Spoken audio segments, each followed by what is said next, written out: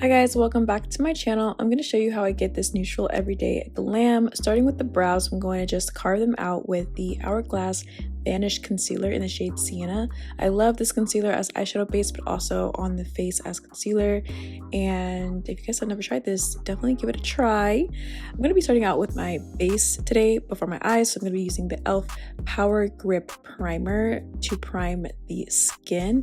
And then I'm going to go in with the NARS Soft Matte Foundation, as well as mixing that with the Hourglass concealer, since this foundation shade that I have is a little too dark for me at the moment. And I'm just going to tap that into the skin. And then after that, I'm also going to be using the Hourglass Vanish Concealer on my face as well, applying that on the under eye, upper lip, and forehead area. And I'm going to let that sit on my face a little bit. And while that's sitting, I'm going to be using the Lancome Ultra Wear Makeup Stick as contour, like cream contour, and just applying that all over, tapping that in. And then once that's done, I'm going to go in and blend out my concealer all over.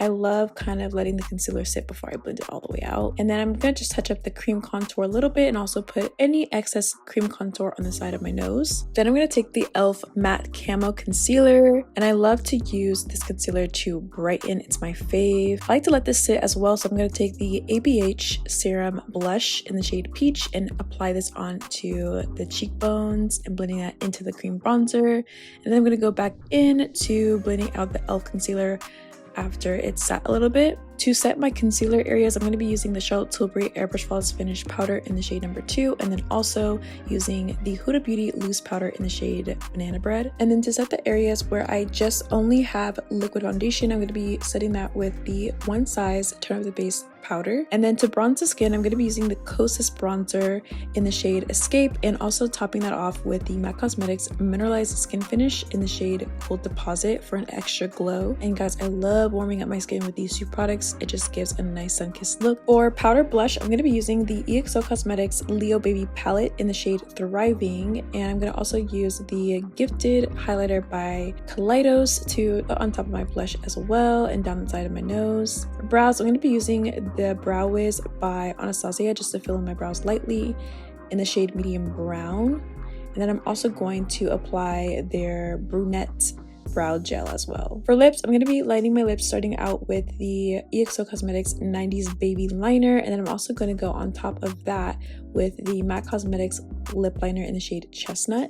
For lipstick, I'm going to be using the Tilbury Penelope Pink lipstick, and then topping it off with the EXO Cosmetics gloss. I will have all the shade names in the description box for you guys because I'm kind of blanking right now. For the eyes, I did use the Morphe Brushes 35X Big Primpin Eyeshadow Palette, and I just started off with a chocolate brown in the crease and used lighter bronzy browns to help me blend that out. And then I did add the e.l.f. concealer to do a soft cut crease and set that with a Tilbury powder.